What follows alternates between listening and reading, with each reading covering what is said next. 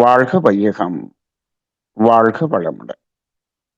குரு வாழ்க, குருவே துணை. குருவின் மலரடி பொன். சிந்தனையை உடல் நலத்தை சீரமைத்து உய்வித்த குருவே வாழ்க. தியானமே யோகம், யோகமே ஞானம். தமிழ் ஆனந்த யோகம் வாழ்க வளமுடன். மெய்யன்பர்களே, இந்த வேதாத்திரிய காந்த தத்துவம் என்பதை தூய வேதாத்திரிய காந்த தத்துவம் என்று நாம் பல்வேறு கோணங்களில் சிந்தனை செய்து வருகிறோம். அதிலே இந்த அடிப்படை காந்தம், அந்த அடிப்படை காந்தத்திலிருந்து 5 காந்த தன் மாத்திரைகள், அந்த காந்த தன்மாத்திரைகள் காந்த தன்மாற்றம் பெறும் இடம், இதை பற்றிய ஒரு சிந்தனை தான் இப்பொழுது நாம் செய்து வருகிறோம். இப்போ அடிப்படை காந்தம் என்பது எங்கு? அசையாத சுத்தவெளி எப்பொழுது அசைய தொடங்கியதோ, தொடங்கிய இடத்தில் வெளிப்படக்கூடிய விரிவலை சுற்றவெளியோடு கலந்து வருவது அடிப்படை காந்தம். அது விண்ணாக சுற்ற ஆரம்பித்த பிறகு அதிலிருந்து வெளிப்படக்கூடிய காந்தம் அழுத்தம். காற்று, நெருப்பு, நீர், நிலம் என்பதில் ஒலி, ஒளி, சுவை, மனம். இது பஞ்சபூதங்களில் பஞ்சதன் மாத்திரைகள். உயிரினங்களில் பஞ்ச தன் மாற்றம். அப்ப இதுதான் இந்த காந்தத்தினுடைய ஒரு தன்மாற்ற நிலைகள். அப்ப அந்த அடிப்படை காந்தம் என்பதை நம்ம புரிந்து கொள்ள வேண்டும். ஏன்னு கேட்டோம்னா, இங்கு மனமாக வெளிப்படுகிறதே அது அடிப்படை காந்தம். இப்போ ஜீவகாந்தம் தான் மனமாக இருக்கிறது என்று சொல்லிவிட்டோம். அதே ஜீவகாந்தம் தான் அழுத்தமாக, ஒலியாக, ஒளியாக, சுவையாக, மனமாகவும் இருக்கிறது. அப்படி என்றால் மனமாக இருப்பது அடிப்படை காந்தம். அப்ப அந்த ஒரு இடத்தை நாம துல்லியமாக தெரிந்து கொள்ள வேண்டும். இந்த பிரபஞ்சம் முழுவதும் காந்தம் என்று சொல்லுகிறோம், காந்த களம் என்று சொல்லுகிறோம். அதை எப்படி நம்ம பார்க்கணும் அப்படின்னா, 5 தன்மாத்திரைகளாக இருக்கக்கூடிய காந்தத்தையும் அடிப்படை காந்தத்தையும் நாம் என்ன பண்ணணும்? அந்த 6ஆக பார்க்க வேண்டும். அங்கதான் 6வது அறிவு என்ற மனம் என்று, அந்த தனித்த மனம் என்பதை நாம் தெளிவாக புரிந்து கொள்ள வேண்டும். இன்னைக்கு வேதாத்திரியத்துல மகரிஷி அவர்களிடம் நாங்கள் காந்த தத்துவம் கற்றுக்கொண்ட போது கூட அந்த அடிப்படை காந்தம் என்பது எந்த இடத்துல அப்படிங்கிறது எங்களுக்கு விளங்கல. நாங்க மகிழ்ச்சி சொன்னாரு காந்தம், பஞ்சதன் மாத்திரை, பஞ்சதன் மாற்றம் சொல்லிட்டு போயிட்டாரு. அப்படியே நாங்க அப்படியே அக்செப்ட் பண்ணிட்டு வந்துட்டோம். ஆனால் அதை ஆழ்ந்து ஆய்வுக்கு உட்படுத்தல. இப்போ ஒவ்வொன்றையும் ஆழ்ந்து சிந்திக்கும் போது நமக்கு இன்னும் அதில் பல்வேறு வகையான தெளிவுகளை ஆசான் அவர்களது சுக்குமமான ஆற்றல் நமக்கு கொடுத்து கொண்டே இருக்கிறது. அது எப்பொழுதுமே காலத்தால் நமது தேடுதலினுடைய அறிவு நிலை கூடும்போது அதற்குரிய பதில்கள் குரு மகானிடமிருந்து வந்து கொண்டே இருக்கிறது என்பதை உணரும்போது, அதாவது மகான்கள் இந்த வான்காந்த களத்திலிருந்து நமக்கெல்லாம் இந்த அருள் அலைகளை வீசிக்கொண்டே இருக்கிறார்கள் என்பது ஊர்ஜிதமாகிறது. சரி, இப்போ நாம போன வாரம் புதிதாக ஒரு விஞ்ஞானத்துக்கு முரண்பாடான கருத்தாகத்தான் இருந்திருக்கும் நாம போன வாரம் பேசுனது. இப்ப கண்களை மூடிவிட்டால் வெளியில இருட்டுதான் இருக்கிறது, கண்கள் திறக்கும் பொழுதுதான் அது ஒளியாக தன்மாற்றம் அடைகிறது என்று சொன்னோம். இதை புரிந்து கொள்வதற்கு இப்போ அடிப்படையாக ஒரு அலை இயக்க தத்துவம் என்ற அந்த தத்துவத்தை புரிந்து கொள்வோம். சாதாரணமாக வேதாத்திரியத்தில் அலை இயக்க தத்துவம் என்று சொன்னாலே எல்லா பேராசிரியர்களும் ஆசிரியர்களும் சொல்லக்கூடியது மோதுதல், சிதறுதல், பிரதிபலித்தல், இரண்டிடையே ஓடிக்கொண்டிருத்தல், மோதுதல், சிதறுதல்,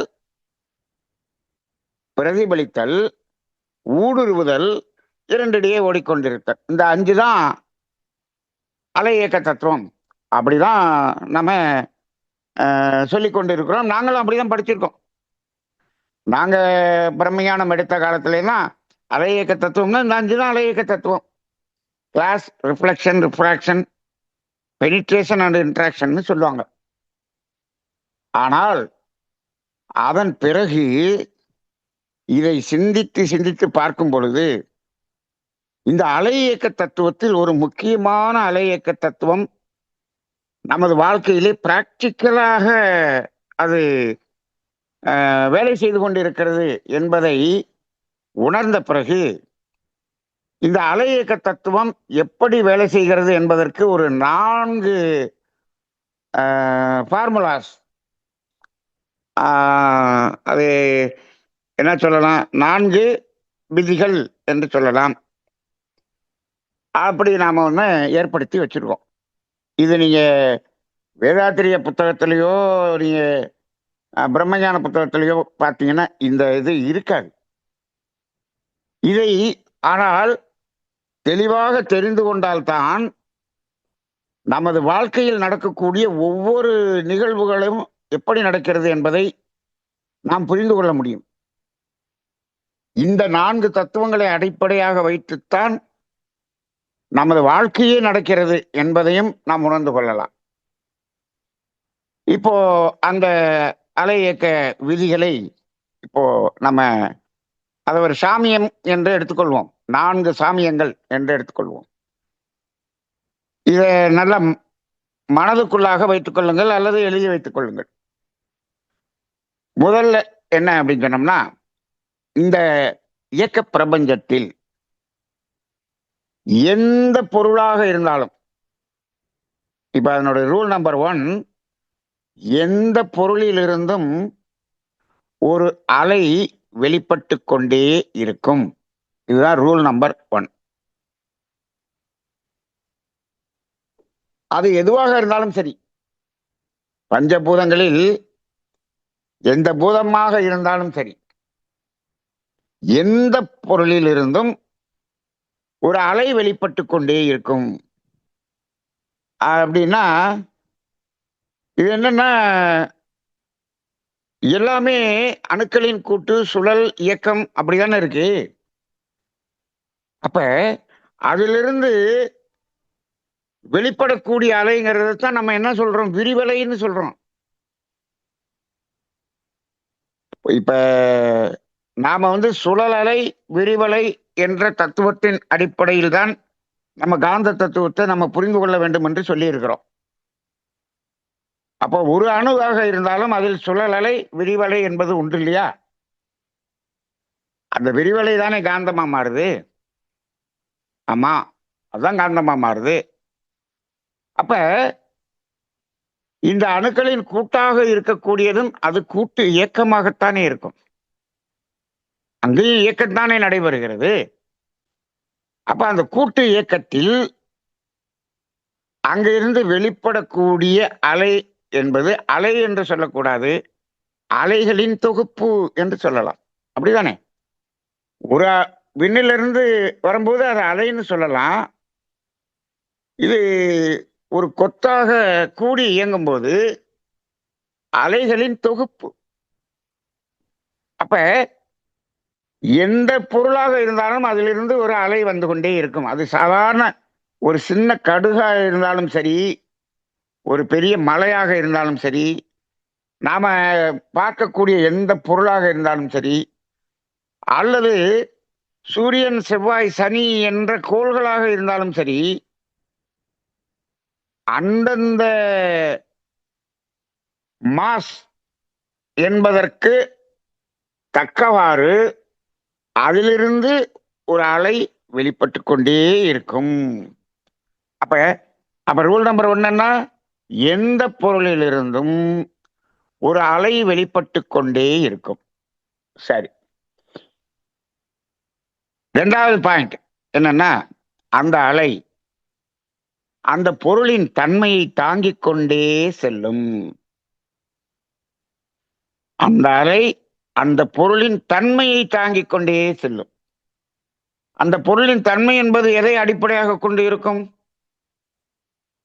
அப்படின்னு பாத்தீங்கன்னா, அதுக்குள்ள இருக்கக்கூடிய விண் என்ற அணுக்களின் தொகுப்புக்கு தகுந்தாற் போல அதன் தன்மை மாறுபடும் அல்லவா? அப்ப அந்த பொருளுக்கு தன்மை என்பதே அந்த பொருளில் இருக்கக்கூடிய மாஸ், அதுதான் அதனுடைய தன்மையை நிர்ணயம் செய்கிறது. அந்த திணிவுக்கு தகுந்தாற் போல தன்மை மாறுபடும். அப்ப அந்த அடிப்படையிலே அதனுடைய தன்மையை தாங்கிக் கொண்டே செல்லும் அப்படின்னு சொல்றோம். சரி, 3வது பாயிண்ட், அந்த அலை எங்கு மோதுகிறதோ மோதுகிற இடத்தில் தான் தாங்கிக் கொண்டு வந்த தன்மையை வெளிப்படுத்தும். இப்ப இந்த அலை போய்க்கொண்டே இருக்கும். அது எந்த இடத்துல மோதுதோ மோதுகிற இடத்தில் தான் தாங்கிக் கொண்டு வந்த தன்மையை வெளிப்படுத்தும். சரி, 3வது பாயிண்ட் எழுதிட்டோமா? 4வது பாயிண்ட், மோதப்படுகிற பொருளின் தன்மைக்கு தகுந்தாற்போல்தான் இந்த தன்மை வெளிப்படும். இது மோதின இடத்துல எல்லா இடத்துலயும் ஒரே மாதிரி அதனுடைய தன்மையை வெளிப்படுத்திருமான்னு கேட்டா இல்ல. மோதப்படுகிற பொருளின் தன்மைக்கு தகுந்தாற்போல் இந்த வெளிப்படக்கூடிய தன்மை மாறுபடும். இது ரொம்ப ரொம்ப ரொம்ப முக்கியமான பாயிண்ட். சரி, இப்ப சாதாரணமா இந்த அலை இயக்கம்னு சொன்ன உடனே இந்த 4 பாயிண்டையும் மனப்பாடமா எழுதிங்க. நான் மீண்டும் ஒரு முறை சொல்லிடுறேன். எந்த பொருளிலிருந்தும் ஒரு அலை வெளிப்பட்டு கொண்டே இருக்கும்.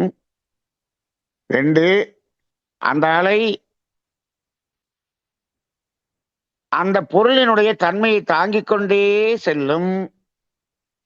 3வது பாயிண்ட், அந்த அலை எங்கு மோதுகிறதோ மோதுகிற இடத்தில் தான் தாங்கிக் கொண்டு வந்த தன்மையை வெளிப்படுத்தும். 4வது பாயிண்ட், மோதப்படுகிற பொருளின் தன்மைக்கு தகுந்தாற்போல்தான் இந்த தன்மை வெளிப்படும்.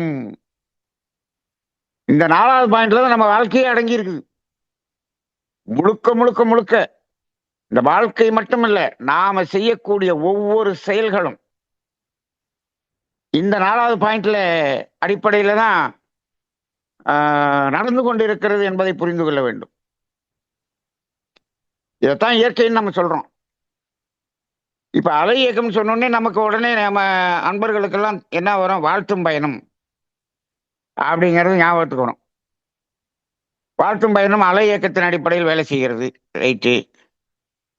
நீங்க அலை இயக்கத்தின் அடிப்படையில் வேலை செய்யுதுன்னு சொல்றீங்களே, எப்படி வேலை செய்யுது? உடனே மோதுதல், சிதறுதல், பிரதிபலித்தல், ஊடுருவுதல், இரண்டிடையே ஓடிக்கொண்டிருத்தல். இவை வாழ்த்தும் பயணம்ல எப்படி வேலை செய்யுதுன்னு நம்ம பேசிடுவோம். ஆனா இந்த வாழ்த்துறது எப்படியா வேலை செய்யுது அப்படின்னு கேட்டா, இப்ப நம்ம எழுதியிருக்கிற இந்த 4 பாயிண்ட் இல்லாமல் அதை நீங்கள் விளக்க முடியாது. இந்த 4 பாயிண்ட் வந்து மகரிஷி இருக்கும்போது நமக்கு தோணல. மகரிஷி காலத்துக்கு பின்னால் மகரிஷி அவர்களால் உணர்த்தப்பட்டது. ஏன்னா இதை நான் நிறைய இடத்துல நான் போய் பேசும்போது இந்த 4 விதிகளும் எங்க இருக்குது, எந்த புத்தகத்துல இருக்குன்னு நிறைய பேர் கேட்பாங்க. இது புத்தகத்தில் இல்லை. நாம தமிழானந்த யோகத்துல தான் இதை எக்ஸ்க்ளூசிவா சொல்லி கொண்டிருக்கிறோம். நீங்க உங்களுக்கு தெரிஞ்சா உங்கள் வேதாத்திரிய ஆசிரியர்களிடம் இதை எடுத்து செல்லுங்கள், எடுத்து செல்லுங்கள். இப்ப பாருங்க, ஒரு வாழ்த்துன்னே வச்சுக்கோமே. யாராவது ஒருத்தரை வாழ்த்துறீங்க. சரி, யார வாழ்த்துறீங்க? அவர் எந்த ஊர்ல இருக்காரு? அவரு இந்தியாவில் இருக்காரா, வெளிநாட்டுல இருக்காரு? எங்கேயோ இருக்கிறார். இப்ப அவரு சென்னையில இருக்கிறார்,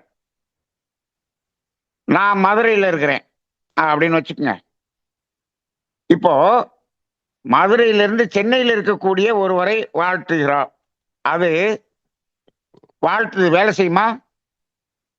இப்ப நீங்க இதெல்லாம் கேட்டீங்கன்னா, சாதாரண மக்கள்கிட்ட கேட்டீங்கன்னா, ஐயோ அவர் எங்கேயோ இருக்கிறார், இங்க இருந்து எப்படியா வாழ்த்துவேன்?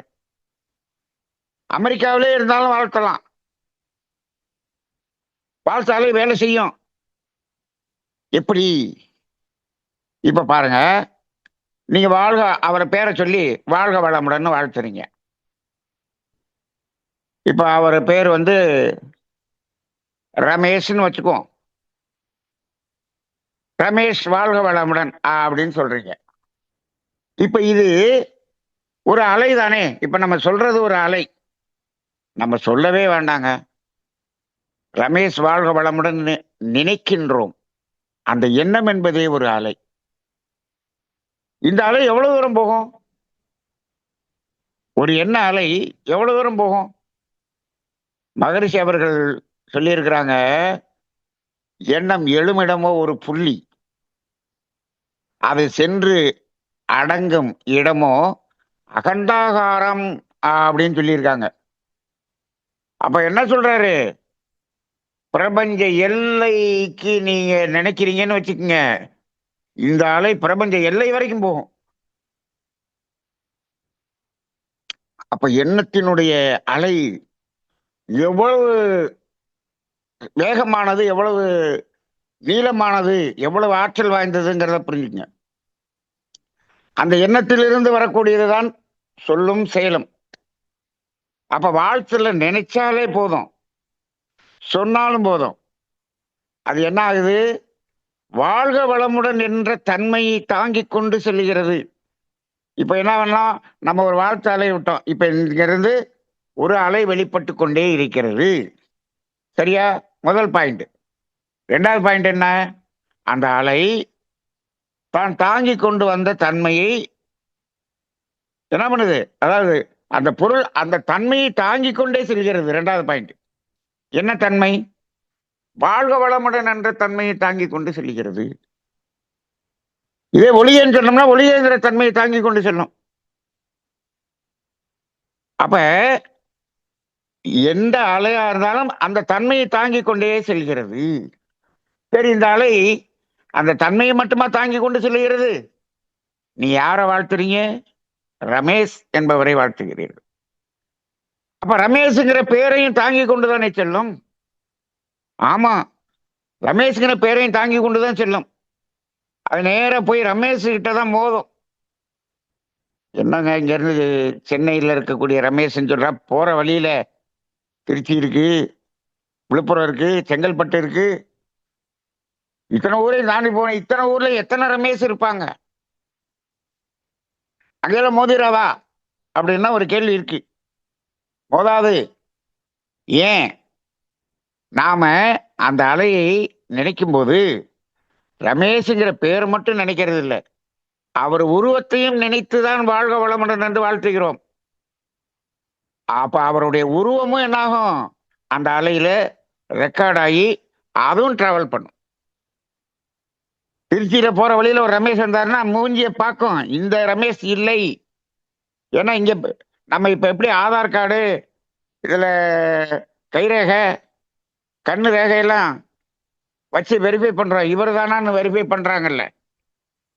அப்ப அந்த அலை என்ன பண்ணும், நாம அந்த உருவத்தை நினைத்து நம்ம போட்டிருக்கறனால ரமேஷ்ங்கிற பேரு அந்த உருவம், அப்படி இல்லைன்னா அதை டிராவல் பண்ணி போயிட்டே இருக்கும். சென்னைக்கு போய் நாம எந்த ரமேஷ் என்ற உருவத்தை நினைத்து வாழ்த்தினோமோ அந்த உருவம் தெரிஞ்ச போது அங்க போய் மோதும். அப்ப இந்த 2வது பாயிண்ட் கரெக்டா இருக்கா? அந்த அலை அதனுடைய தன்மையை தாங்கி கொண்டு செல்லும். தன்மை வாழ்க என்ற தன்மையையும் தாங்கி கொண்டு செல்லும், அந்த முகவரியையும் தாங்கி கொண்டு செல்லும். அப்ப அந்த முகவரி கரெக்டா போய் அங்க போய் மோதும். அப்ப மோதுகிற இடத்தில் தான் தாங்கி கொண்டு வந்த தன்மையை வெளிப்படுத்தும். அப்ப இந்த தன்மை என்ன? வாழ்க வளமுடன்கிற ஒரு தன்மை. அந்த தன்மை அங்க போய் வெளிப்படுமா? அவரிடம் வெளிப்படும். வெளிப்பட்டு என்ன ஆக போகுது? வெளிப்பட்டு என்ன செஞ்சிடும்? அவர்கிட்ட போய் மோதி வெளிப்படும், அவ்வளவுதான். உடனே அவருக்கு வாழ்றதுக்கு வேண்டிய எல்லா வசதிகளும் வந்து சேர்ந்துடும் அப்படின்லாம் கிடையாது. நம்மளால நிறைய கற்பனை பண்றாங்க. நான் வாழ்த்தி இருக்கிறேன் எல்லாம் உனக்கு கிடைச்சிரும்போ, அப்படியெல்லாம் கிடைக்கவே கிடைக்காது. இதுக்கு வாழ்த்துங்க, அதுக்கு வாழ்த்துங்க, அது நடக்கட்டும் வாழ்த்துங்க, அது நடக்கட்டும் வாழ்த்துங்க, அவர் பாஸ் பண்ணணும் வாழ்த்துங்க, இவர் கல்யாணம் நடக்கணும் வாழ்த்துங்க, இவர் குழந்தை பிறக்கணும் வாழ்த்துங்க. இது போய் அந்த பாஸ் பண்ணவெல்லாம் வைக்காது. இது என்ன செய்யும்? அங்க போய் மோதும். மோதுனா அப்ப மோதும் போது அந்த அலை அங்கு வெளிப்படுது. அதை ரிசீவ் பண்ணிட்டாருனா அந்த பாஸ் பண்றதுக்கு அவர் என்ன பண்ணணும்? படிக்கணும். அவர் படிக்கணுங்கிற ஒரு எண்ணத்தை அவர் மனதில் அது தூண்டும், அவ்வளவுதான். அவர் தான் படிச்சு பரீட்சை எழுதி பாஸ் பண்ணமே தவிர இந்த அலை அவரை பாஸ் பண்ண வச்சிரும்னு நம்புனீங்கன்னா அது மிக மிக தவறு. வேதாத்திரியத்தை தவறாக நீங்கள் சொல்லிக் கொடுக்கிறீர்கள் என்ற அர்த்தம். நிறைய பேர் இன்னைக்கு அந்த தவறை செய்து கொண்டிருக்கிறார்கள். இப்ப சொல்றாங்க, இப்ப எல்லாம் பாத்தீங்கன்னா நீங்க பேஸ்புக்லயும் யூடியூப்லயும் பாத்தீங்கன்னா 3 days work shop, 3 hours work shop, 4 hours work shop அப்படின்னு பேமெண்ட் வாங்கிட்டு நடத்துறாங்க. எல்லாமே எதை அடிப்படையாக கொண்டு நடத்துறாங்க தெரியுங்களா? மேனிஃபெஸ்டேஷன். வார்த்தை ரொம்ப ரொம்ப ரொம்ப அதிகமாக ஓடிக்கொண்டிருக்கிறது. நீங்க யூடியூப்ல விளம்பரத்திலையும் பேஸ்புக் விளம்பரத்திலையும் பாத்தீங்கன்னா மேனிஃபெஸ்டேஷன், அதுக்காக கொடுக்கக்கூடிய ட்ரைனிங் அப்படின்னு சொல்லி பல லட்சங்களை சம்பாதித்துக் கொண்டிருக்கிறார்கள். இந்த மேனிஃபெஸ்டேஷன் என்பது அலையக்கத்தின் அடிப்படையில தான் இருக்கு. ஆனா அப்படியெல்லாம் நடந்துராது. நம்ம மக்களை பஞ்சபூத நாகரம் பண்ணி தீபகாந்த பெருக்கம் பண்ணி இந்த கார் வரணும் நினைச்சா வந்துடும், வராது. அப்படியெல்லாம் வர்றதா இருந்துச்சுன்னா இன்னைக்கு பெரிய பெரிய அரசியல்வாதிகள்லாம் அப்படி கூட்டி கொண்டு உட்கார வச்சு, ஐயா உட்கார்ந்து தவம் பண்ணி அப்படியே விடுங்க, எலெக்ஷன்ல நமக்கு தான் அப்படின்னு அந்த அலையை விட்டோம்னா எல்லாரும் மாத்தி ஓட்டு போட்டுருவாங்கல்ல. முடியுமா? அது கிடையாது. இது என்னாகும்? அங்கு அவர் அதற்கு என்ன செய்ய வேண்டுமோ அந்த செய்வதற்கான எண்ணத்தின் தூண்டுதலை கொடுக்கும், அவ்வளவுதாங்க. நீங்க உங்க பையனை வாழ்த்திக்கிட்டே இருந்தீங்கன்னா, உண்மையாக வாழ்த்தினால் அவன் விளையாண்டுகிட்டே இருக்கிறவன் என்ன பண்ணுவான்? உட்கார்ந்து படிக்க ஆரம்பிப்பான், அவ்வளவுதான். நீங்க வாழ்த்தியே அவன் பாஸ் பண்ணிடுவான்னு சொன்னோம்னா, என்னங்க எங்க அப்பாவும் எங்க அம்மாவும் பேராசிரியர், 40 வருஷமா பேராசிரியர், அவங்க வாழ்த்துனாங்கன்னா நான் பாஸ் பண்ணிடுவேன் அப்படின்னு சொல்லிட்டு அவன் பாட்டுக்கு போயிடுவான்ல. அதெல்லாம் முடியவே முடியாது, எதுவும் நடக்காது. ஞாபகம் வச்சுக்கோங்க. தவறாக பயன்படுத்தக்கூடாது, இந்த அலை இயக்கத்தை தவறாக பயன்படுத்திடக்கூடாது. மகரிஷி அவர்கள் சொல்லியிருக்காருன்னா இது ஒரு பூஸ்டர் மாதிரி தான். இப்போ மோதப்படுகிற பொருளின் தன்மைக்கு தகுந்தாற் போல்தான் அது வேலை செய்யும். இப்ப பாருங்க, அந்த யார நீங்க ரமேஷ் அவருக்கு நீங்க அனுப்பிட்டீங்க வாழ்த்தை. இப்போ அவர் உங்க மேல என்ன இவரெல்லாம் ஒரு பெரிய என்னமோ பெருசா என்னமோ பிரம்மஞானம் இறைநிலை என்னென்னமோ தத்துவம் எல்லாம் பேசுறாரு. இவரெல்லாம் தத்துவம் பேசி என்னத்தையா இவரெல்லாம் பெருசா அப்படின்னு உங்க நம்ம மேல ஒரு அவர்ஷன் வெறுப்பை அவர் வைத்திருந்தார் என்று வைத்துக் கொள்ளுங்கள். அங்கே அந்த அலை மோதி அந்த தன்மையை வெளிப்படுத்தாது. நீ எல்லாம் வாழ்த்தி நான் ஒன்றும் பண்ணணும்னு அவசியம் இல்லையா அப்படின்னு சில பேர் சொல்லுவாங்க. அப்ப அது மோதப்படுகிற நபர் இருக்கிறாரே அவர் அங்க என்னவா இல்ல, ரிசெப்டிவா இல்ல. அவர் அதை ஏற்றுக்கொள்ளக்கூடிய தன்மை இருந்தா தான் அங்க வெளிப்படுமே தவிர இல்லாட்டி வெளிப்படாது. மோதிர இடத்துல எல்லாம் அது வெளிப்படுத்தும்னு சொல்ல முடியாது. ஒருத்தர் ரொம்ப நம்பிக்கையா இருக்காருன்னு வச்சுக்கோங்க, யார் வாழ்த்துறாங்களோ அவங்க மேல ரொம்ப நம்பிக்கையா இருக்காருன்னு வச்சுக்கோங்க, அங்க என்ன ஆகும், அது நல்ல வேலை செய்யும். அது வெளிப்படுத்துற அந்த தன்மை நல்லா வெளிப்படும். அந்த நம்பிக்கை இல்லாதவங்கள்ட்ட கொஞ்சமா தான் வெளிப்படும். அப்ப இந்த வாழ்த்து என்பது எந்த அலை இயக்கத்தின் அடிப்படையில் வேலை செய்யுது? முதல்ல இப்ப நம்ம சொன்ன 4 தத்துவத்தில் இருக்கு இல்லையா, இதன் அடிப்படையில தான் வேலை செய்யுது. அதுக்கப்புறம் தான் அந்த வாழ்த்து யார் யாருக்கு சிதறுது, எங்க ரிஃப்ளெக்ட் ஆகுது அப்படிங்கறதெல்லாம் அப்புறம் அது இன்னொரு நாளைக்கு பேசுவோம் அதை பத்தி. ஆனால் இந்த 4 தத்துவம் தான் அடிப்படையான அலை இயக்க தத்துவம். சரி, இப்ப அதனாலதான் நான் சொன்னேன், இப்ப இந்த போன வாரமும் இந்த வாரமும் நம்ம பேசுற இந்த வேதாத்திரிய காந்த தத்துவ அந்த யூடியூப முடிந்த அளவுக்கு நமது பேராசிரியர்கள் கிட்டத்தட்ட 20,000 பேர் இருக்காங்களாம், ஒரு 2,000 பேருக்காவது அது போய் சேரட்டும், கேட்கட்டும், சிந்திக்கட்டும், சிந்திச்சு மக்களுக்கு எடுத்து சொல்லட்டும். நம்மளுடைய வேலை வேதாத்திரி மகரிஷியினுடைய தத்துவம் தெளிவாக மக்களுக்கு போகணும், மக்களிடம் மாற்றம் ஏற்படணும், அவ்வளவுதான். அதுக்குதான் நம்ம பேசிக்கிட்டு இருக்கிறோம். சரி, அப்ப அந்த அடிப்படையில இப்ப இந்த 4 அலை இயக்க தத்துவத்தை பார்த்துட்டோமா? அப்ப அந்த பொருளிலிருந்து வரக்கூடிய அலை மோதிதான் அந்த தன்மையை நாம் உணர்ந்து கொள்கிறோம். இப்ப சொல்லுங்க, இப்போ நம்ம கண்ணுன்னு பார்த்தோம் போன தடவை, ஒரு பொருளை பார்க்கிறோம். அப்படி ஒரு டேபிள்ல ஒரு செல்போன் இருக்கு, இங்க இருந்து பாக்குறோம். அந்த டேபிள்ல என்ன இருக்குன்னு கேட்கிறோம், செல்போன் இருக்குன்னு சொல்றோம். எப்படி சொன்னோம்? அந்த செல்போன் இருக்கிறதுக்கும் இதுக்கு நீங்க ஒரு 20 அடி தள்ளி இருக்கிறீங்க. எப்படி சொன்னீங்க? கண்ணுல பார்த்தேன் சொன்னேன் அப்படின்னு சொல்றாங்க. கண்ணு 20 அடி தூரம் போய் பார்த்துட்டு வந்துச்சா அப்படின்னு கேட்டா, இல்ல இங்க இருந்தே பார்த்துச்சு. கண்ணு பார்த்துச்சா, இந்த பொருளில் இருந்து அலை கண்ணுல போய் மோதுச்சா? ஆனால் விஞ்ஞானம் மூலமாக நாம என்ன படிச்சிருக்கிறோம், கண்ணுல இருந்து அந்த ஒளி அலை போய் அந்த செல்போன்ல மோதி திரும்பி அங்க செல்போன் இருக்குன்னு நமக்கு உணர்த்துச்சு. இப்படின்னா சயின்ஸ்ல நம்ம படிச்ச ஞாபகம் எனக்கு. இப்ப நீங்க எல்லாம் எப்படி படிச்சிருக்கீங்கன்னு தெரியல, சயின்ஸ் அப்படிதான் சொல்லுதுன்னு நினைக்கிறேன். இப்ப கண்ணுல இருந்து அலை போகுதா, இந்த செல்போன்ல இருந்து அலை போய் கண்ணுல மோதுதா? கண்ணு இங்க பார்த்துட்டு போச்சா, செல்போன் அங்க போய் கண்ணை வெளிப்படுத்தியதா? இந்த 2 கேள்வி இருக்கு. என்னை பொறுத்தளவுல இந்த அலை இயக்க தத்துவத்தின்படி அந்த செல்போன்ல இருந்து ஒரு அலை வெளிப்பட்டு கொண்டே இருக்கிறது. அது செல்போன் என்ற தன்மையை தாங்கிக் கொண்டே வருகிறது.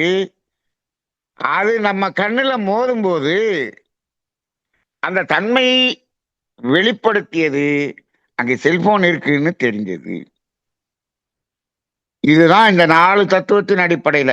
அப்ப நம்ம எதை பார்த்தாலும், எந்த பொருளை பார்த்தாலும், எந்த நபரை பார்த்தாலும் அங்கிருந்து வரக்கூடிய அலை நம்ம மேல மோதி, நம்ம கண்ணுல மோதி அதனுடைய தன்மையை நமக்கு வெளிப்படுத்துகிறது. அதனாலதான் அதை பார்க்கிறோம். சரி. அப்ப இதே மாதிரி நம்ம போன தடவை வெளிச்சத்தை பத்தி சொன்னோமா? 40 வாட்ஸ் டியூப் லைட்டும் 9 வாட்ஸ் எல்இடி லைட்டும் சொன்னோம். இப்போ அங்க அங்கிருந்து வரக்கூடிய அந்த டியூப்ல இருந்து வரக்கூடிய அலை அது வந்து கண்ணுல மோதி கண்ணுல என்ன அங்க இருந்து என்ன வருது அந்த தன்மைக்கு தகுந்தார் போல இப்ப டியூப்லைட்ல இருந்து வரக்கூடிய தலை அதனுடைய தன்மையை தாங்கிட்டு தானே வரும். அந்த தன்மை வந்து இங்க மோதும் போது என்ன ஆகும்னா அந்த தன்மைக்கு தகுந்தார் போல நம்ம உடம்புல இருக்கக்கூடிய ஜீவகாந்தம் எழுச்சி பெற்று அது தன்மாற்றம் அடைந்து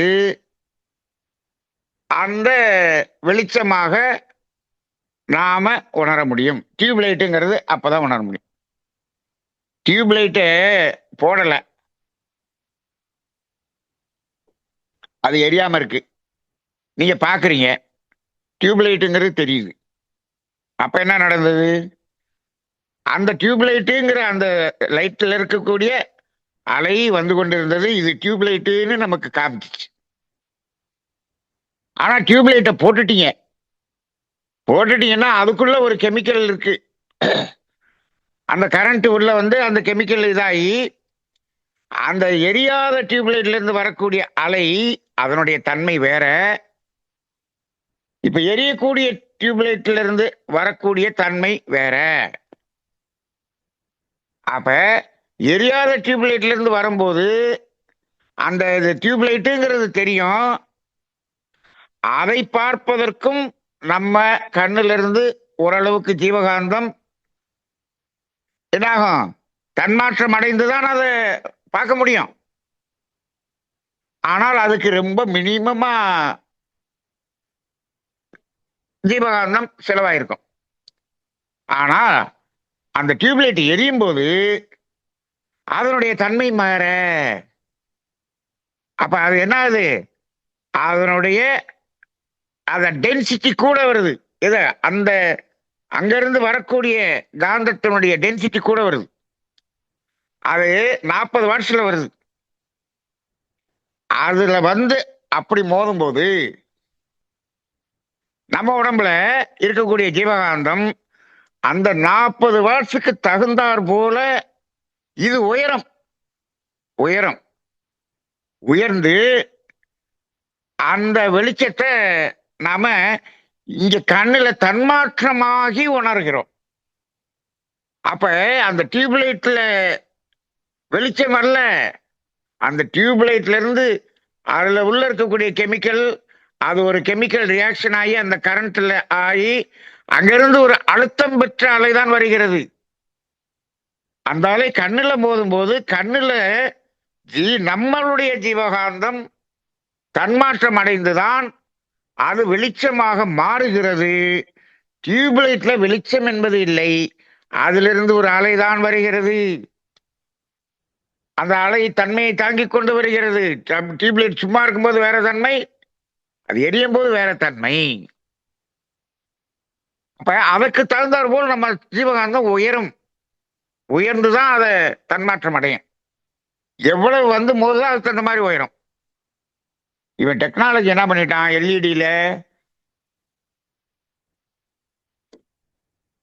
அங்கிருந்து வரக்கூடிய அந்த அலை என்ன பண்ணுதுன்னா கரண்ட் கம்மி, கரண்ட் கன்சம்ஷன் கம்மி, ஆனால் அதுல இருந்து வரக்கூடிய அலை அதே 40 வாட்ஸ் அளவுக்கு வெளியே வர்ற மாதிரி அதுல இருக்கக்கூடிய அதுக்குள்ள இருக்கக்கூடிய அந்த கெமிக்கல் கோட்டிங் வந்து அப்படி பண்ணிட்டான்.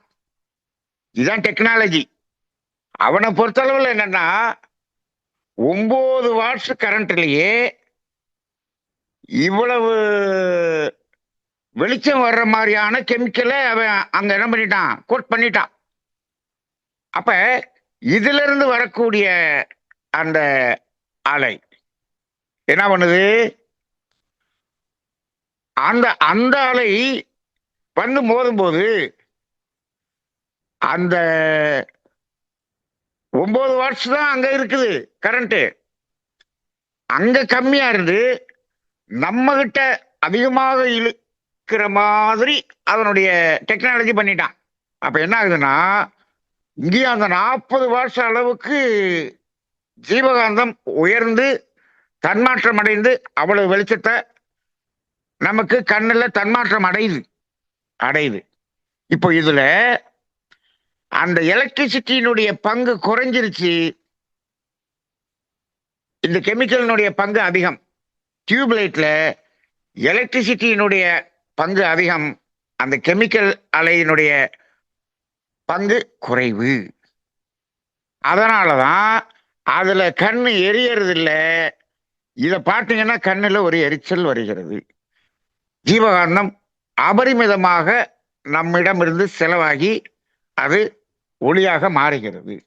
அப்ப நம்ம சயின்டிஸ்ட் வந்து கரண்ட் செலவை குறைக்கிறேன் அப்படின்னு சொல்லி எல்லோருடைய 850 கோடி மனிதர்களுடைய கண்ணையும் கெடுத்து விடுகிறார்கள்.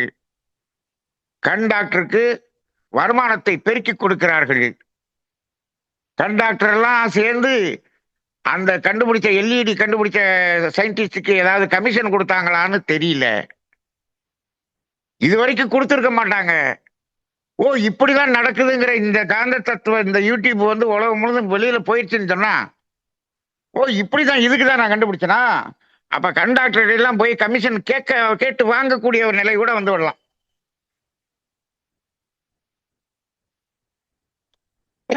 இப்ப நிறைய அப்படிதாங்க நடக்குது. சரி, இப்போ அப்ப வெளிச்சம் எங்க வருது? அந்த லைட்ல இருந்து வெளிச்சம் வருதா, கண்ணுல வெளிச்சமாக மாறுகிறதா? கண்ணுல தான் வெளிச்சமாக மாறுகிறது. அப்ப சூரியன்ல இருந்து வர்றது அது எப்பயும் ஒரே மாதிரி தான் வரும். இங்க டெக்னாலஜி எல்லாம் கிடையாது. அங்க போய் சூரியன்ல அந்த டெக்னாலஜி, அது இயற்கை. ஆனா அதுலயுமே பாருங்க, காலையில 6 மணிக்கு நீங்க சூரியனை பார்த்தா என்ன செய்யுது கண்ணு? மத்தியானம் 12 மணிக்கு எப்படி இருக்கு? சாயந்தரம் 5:30 மணிக்கு எப்படி இருக்கு? அந்த அலை, அந்த அலையினுடைய அந்த டைரக்ஷன் மாறும்போது அதனுடைய திணிவுக்கு தகுந்தாறு போல கண்ணு எரிச்சல் இருக்கா, கண்ணு கூலா இருக்காங்கிறது தெரியுது. அதனாலதான் சூரிய நமஸ்காரம் வந்து சூரியன் உதிக்கும் நேரத்திலையும் மறையும் நேரத்திலையும் தான் பண்ண சொல்லுவோம். அப்ப அங்கிருந்து வரக்கூடிய அந்த தன்மைக்கு தகுந்தாற் போல நமது ஜீவகாந்தம் உயர்வு பெற்று தன்மாற்றம் பெற்றுதான் ஒளியாக மாறுகிறது என்பதை உணர்ந்து கொள்ள வேண்டும். அதனால ரொம்ப பவரான லைட்டை பார்க்காதீங்க. அதை பார்க்க பார்க்க பார்க்க நம்மளுடைய ஜீவகாந்தம் தான் விரயம். இப்ப சின்ன பிள்ளைகள்லாம் செல்போன் பார்த்து விளையாண்டுகிட்டே இருக்கு. அதுல வந்து பிரைட்னஸையும் ஃபுல்லா வச்சுட்டு பாக்குது. இது முழுக்க முழுக்க முழுக்க உயிர் விரயம். மனிதன் உயிர் ஆற்றல் பெருகக்கூடிய உணவை சாப்பிடுறது இல்ல, சாப்பிடுறதுலையும் உயிராற்றலை அளிக்கக்கூடிய சாப்பாடையே சாப்பிடுறான். அப்புறம் இது இந்த செல்போனை இப்படி வச்சுட்டு பவராவும் வச்சு பாக்குறான். அப்ப உள்ள உயிராற்றலினுடைய ஜீவகாந்தத்தினுடைய அளவு எப்படி இருக்கும், நம்மளுடைய உள் உறுப்புகளினுடைய இயக்கம் எப்படி இருக்கும், நோய் வராமல் என்ன செய்யும்? இப்ப பாருங்க, இந்த காந்த தத்துவம் முழுமையாக விளங்கி கொண்டால் மனிதன் நோய் என்ற ஒரு நிலைக்கு போகாமல் காக்க முடியுமா? கண்டிப்பா முடியும். அப்ப இது இன்னைக்கு 43 பேர் இருந்தவங்க இப்ப 39 பேர் ஆக்கிட்டோம். 39 பேர் தான் கேட்கிறோம். இது இவ்வளவு பெரிய தத்துவம். அப்ப யாரும் கேட்கறதுக்கு வர்றதில்ல. நாங்களெல்லாம் நோயாளி ஆகி நாங்கள் போய் வைத்தியம் பார்த்துக்கிறோம் அப்படின்னு எல்லாருமே அப்படிதான் இந்த உலக மக்கள் இருக்கிறார்கள். அப்ப அப்படிதான் இருக்கிறோம் நம்ம. இப்ப இது வந்து எவ்வளவு பிராக்டிக்கலாக நாம சிந்திக்க வேண்டிய ஒரு இடம். சரி, இது உயர்ந்துதான் இப்படி ஆகுது அப்படிங்கிறத புரியறதுக்கு இன்னொரு சின்ன எக்ஸாம்பிள் சொல்லுவோம். மகரிஷி சொல்லுவாங்க, அந்த ஸ்வீட் காரம் காஃபி அப்படின்னு மகரிஷி அடிக்கடி அதை பற்றி பேசுவாங்க. அது என்ன ஸ்வீட் காரம் காஃபி? முதல்ல என்ன சாப்பிடணும்? ஸ்வீட் சாப்பிடணும். அப்புறம் என்ன சாப்பிடணும்? காரம் சாப்பிடணும். அப்புறம் என்ன சாப்பிடணும்? காபி சாப்பிடணும். ஏங்க இதை மாத்தி சாப்பிட்டா என்னங்க? காரம் சாப்பிட்டுட்டு ஸ்வீட் சாப்பிட்டு அப்புறம் காபி சாப்பிட்டா என்ன? இல்ல ஸ்வீட் சாப்பிட்டு நேர காபி சாப்பிட்டா என்ன? இடையில ஏன் காரம் சாப்பிடணும்? இதெல்லாம் கேட்டா என்ன சொல்லுவோம்னா, நேரா ஸ்வீட்டை சாப்பிட்டுட்டு காபியை சாப்பிட்டோம்னா காபியில இனிப்பே இல்லைங்கிற மாதிரி இருக்கும், இனிப்பே தெரியாது. அதனால காரம் சாப்பிட்டு தான் காபி சாப்பிடணும் இப்படின்னு சாதாரணமா எல்லா மக்களும் சொல்றாங்க. ஒரு டீ கடையில் இருக்கவங்க கூட சொல்லுவான். இந்த அல்வா கடை இருக்கும், திருநெல்வேலி அல்வா கடை. அல்வா கடையில அல்வா வாங்கி சாப்பிட்றதுக்கு போனா அந்த கவுண்டர்லயே அல்வா வாங்கி சாப்பிடலாங்க. மதுரையில எல்லாம் இது வந்து ரொம்ப ஃபேமஸ். 15 ரூபாய், 20 ரூபாய், இப்ப 20 ரூபாய் நினைக்கிறேன். ஒரு தாமரை இலையில அல்வா எடுத்து கொடுப்பாங்க. அல்வா எடுத்து கொடுத்த உடனே கையில கொஞ்சோண்டு ஃப்ரீயா என்ன பண்ணுவாங்கன்னா, கொஞ்சோண்டு மிச்சர் அள்ளி ஃப்ரீயா கொடுப்பாங்க. ஏன்னு கேட்டா உடனே காரம் சாப்பிடுறதுக்கு. ஏன்னா அடுத்து அவர் காபி சாப்பிட போறாரு. அப்ப அல்வா வாங்கினா காரம் கொஞ்சோண்டு ஃப்ரீயா தருவாங்க. ஏன் காரம் சாப்பிடணும் தெரியாது. நீங்க காரம் சாப்பிடலன்னா உங்களுக்கு காப்பியில ஜீனி போடலைங்கிற மாதிரி ஆகி போயிருங்க அப்படின்னு ஆயிரும்.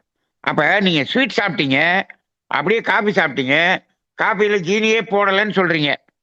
உங்க கண்ணுக்கு முன்னாடியே அவர் 2 ஸ்பூன் போட்டு ஆத்தட்டும், ஆனால் இனிப்பே இல்லை அப்படின்னு சொல்லுவீங்க. இனிப்பு உங்க கண்ணுக்கு முன்னாடி தானே போட்டார் அவரு. ஏன் காப்பியில் இனிப்பு இல்லை அப்படின்னு கேட்டா நம்ம மக்கள் ஒரே பதில். அது என்ன பெரிய சயின்டிஸ்டா இருந்தாலும் சரி, அவர் என்ஜினியரிங் படிச்சிருந்தாலும் சரி, டாக்டர் எம்பிபிஎஸ் படிச்சிருந்தாலும் சரி, ஸ்வீட்டை சாப்பிட்டுட்டு நேரா காபி சாப்பிட்டோம்னா காப்பியில் இனிப்பு தெரியாதுங்க. ஆமாங்க, ஏன் தெரியாது? ஏன் தெரியாது? அது தெரியாதுன்னா தெரியாது. இப்படிதான் எல்லா படிச்சவங்கல இருந்து எல்லா பேரும் பதில் சொல்லி கொண்டிருக்கிறோமே தவிர, அதற்கு ஏன் அது தெரியவில்லை என்பது வேதாத்திரிய தத்துவம், காந்த தத்துவம் தெளிவாக தெரிஞ்சாதான் பதில் சொல்ல முடியும். இல்லாட்டி முடியாது. இப்ப என்னன்னு பாருங்க. இப்ப ஸ்வீட் சாப்பிட்டீங்க. ஸ்வீட் என்ன ஸ்வீட் சாப்பிட்டீங்கிறத பொறுத்து இருக்கு. சரி, அதுக்கு தகுந்த மாதிரி தானே சுவை. அதெல்லாம் நம்ம இன்னும் கொஞ்ச நாள் கழிச்சு அதையும் பேசுவோம். இப்போ ஒரு ஸ்வீட் சாப்பிட்டோம் அப்படின்னு வச்சுக்கோம். கிருஷ்ணா ஸ்வீட்ஸ் மைசூர் பாக்கு. இன்னைக்கு நான் அதை பத்தி பேச முடியாது. ஏன்னா இன்னைக்கு காலையில இருந்து ஒரே உலகம் முழுவதும் பிரபல்யமாக ஓடிக்கொண்டிருக்கக்கூடிய நியூஸ் அதுதான். கிருஷ்ணா ஸ்வீட்ஸ் மைசூர் பாக்குல கலப்படம் கண்டுபிடிச்சு ஃபைன் போட்டாங்க அப்படின்னு சொல்லி உலகம் முழுவதும் ஒரே அது வைரலாகி கொண்டு இருக்கக்கூடிய தகவலாக மாறி போச்சு. இன்னைக்கு எல்லா நியூஸ்லயும் அதான் சொல்லிட்டாங்க. நெய்யை போய் டால்டாவை போட்டு 1000 ரூபாய்க்கு வித்துட்டாங்க அப்படின்னு, கேன்சர் வந்துடும் அப்படின்லாம் பயமுறுத்திட்டாங்க. எனக்கு ரொம்ப சந்தோஷமா இருந்தது. இப்படியாவது இந்த சேல்ஸ் எல்லாம் குறையணுமே அப்படின்னு சொல்லி மனிதர்கள் இதை வாங்கி வாங்கி வாங்கி இந்த இனிப்பு அது இதுன்னு வாங்கி வாங்கி வாங்கி ஜீவகாந்தம் என்ற உயிராற்றலை விரயம் பண்றது எக்கச்சக்கமா இருக்குது. இது மாதிரி ஏதாவது நடந்தாலாவது குறையுமா அப்படின்னு ஏதோ ராகு பகவான் ஏதோ வேலை பார்க்கிறாரோன்னு தோணுச்சு. சரி, இப்ப ஒரு ஸ்வீட் சாப்பிட்டோம். இப்ப ஸ்வீட் சாப்பிடும் போது அந்த இனிப்பு சுவை எப்படி வந்தது?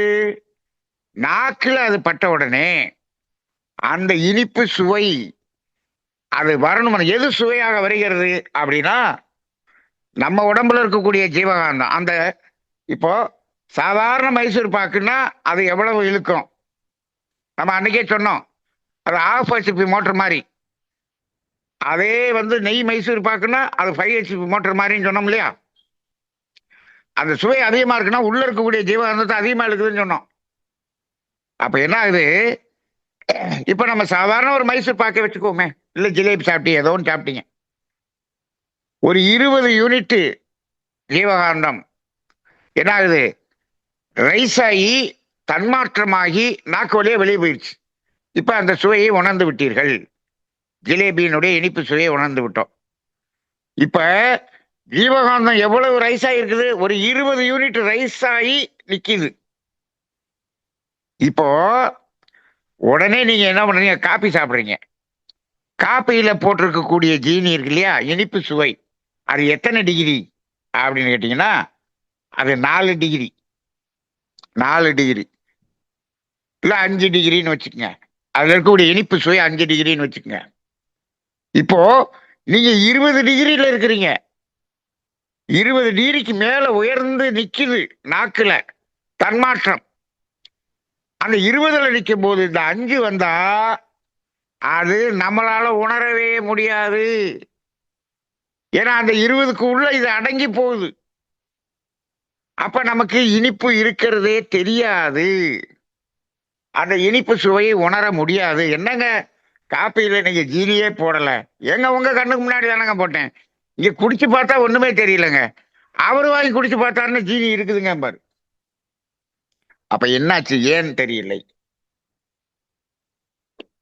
மகரிஷி அதான் சொல்லுவாங்க, ஜீவகாந்தம் 0ல இருந்து 5க்கு உயர்ந்தால்தான் அந்த இனிப்பு என்பதை உணர முடியும். நீங்க ஒண்ணு ஸ்வீட் சாப்பிடல, நேர காபி சாப்பிடுறீங்க, அப்ப இனிப்பு தெரிஞ்சதா? தெரியுது. அப்ப என்ன அர்த்தம்? நீங்க 0ல இருக்கீங்க. இந்த ஜீவகாந்தத்தினுடைய வெளிப்பாடு 0ல இருக்கு. காபி சாப்பிடுறீங்க, அதுல 5 டிகிரி அளவுக்கு இனிப்பு இருக்கு. 5 டிகிரி உயர்ந்து அந்த இனிப்பை உங்களுக்கு அது தன்மாற்றம் பண்ணி உணர்த்துகிறது. அப்ப 0ல இருந்து 5 டிகிரி உயர்வதுதான் உணர்வு. நீங்க 20ல உயர்ந்து இருக்கும்போது இந்த 5 தெரியாது. சாதாரணமா 2 பேர் இருப்பீங்க. ஒருத்தர் பெரிய கோடீஸ்வரர் ஆயிட்டாருன்னு வச்சுக்கோங்க, அதுக்கப்புறம் ரோட்ல உங்களை பார்த்தா என்ன பண்ணாரு, கண்டுக்காம போவாரு. அப்ப என்ன சொல்லுவீங்க, உனக்கு கோடீஸ்வரன் ஆயிட்டப்பா, என்னையெல்லாம் உனக்கு கண்ணுக்கு தெரியாது அப்படின்னு சொல்லுவாங்க. ஆமா தெரியாது. ஏன்? அவர் தான் மேல உயர்ந்து நிக்கிறாருல, அப்ப கீழே இருக்கிறது அவருக்கு தெரியாது. இப்படித்தாங்க நடக்குது. அப்ப என்ன பண்றோம், 20 டிகிரியில இருக்கக்கூடிய அந்த தன்மாற்றத்தை காரம் சாப்பிட்டு என்ன பண்றோம், கீழே இறக்கிறோம். அந்த இனிப்பினுடைய அந்த தன்மை என்ன பண்ணிடுறோம், 20 டிகிரில இருந்து கீழே இறக்கி 2 டிகிரி கொண்டு வந்துடுறீங்க காரம் சாப்பிட்டு. அந்த 2 டிகிரிக்கு கொண்டு வந்துட்டீங்களா, அங்க என்ன ஆகுது, இனிப்பினுடைய 2 டிகிரி வந்துருச்சு தன்மாற்றம், காரத்தினுடைய தன்மாற்றம் மேல இருக்குது. இனிப்பினுடைய இதை 2 டிகிரிக்கு இறக்கி விட்டு காரத்தினுடைய இதை 10 டிகிரி ஏற்றி வச்சிருச்சு. இப்ப நீங்க காப்பி சாப்பிட்டீங்கன்னா அந்த 2 டிகிரியில இருந்து 5 டிகிரிக்கு உயர்ந்து அந்த காப்பியில இருக்கக்கூடிய இனிப்பை நீங்கள் உணர முடியும். இது புரிஞ்சிருக்கும்னு நினைக்கிறேன். நான் ரொம்ப மெதுவா தான் சொல்லியிருக்கிறேன். இது புரிஞ்சிருக்கும்னு நினைக்கிறேன். அப்ப எந்த இடத்துலையும் நம்ம ஜீவகாந்தம் வெளிப்பட்டு தன்மாற்றம் அடைந்து உயரும் போதுதான் அதை உணர்கிறோமே தவிர, அந்த உயர்வுதான் உணர்வு. அந்த உயரும் போது இந்த ஜீவகாந்தம் விரயம்.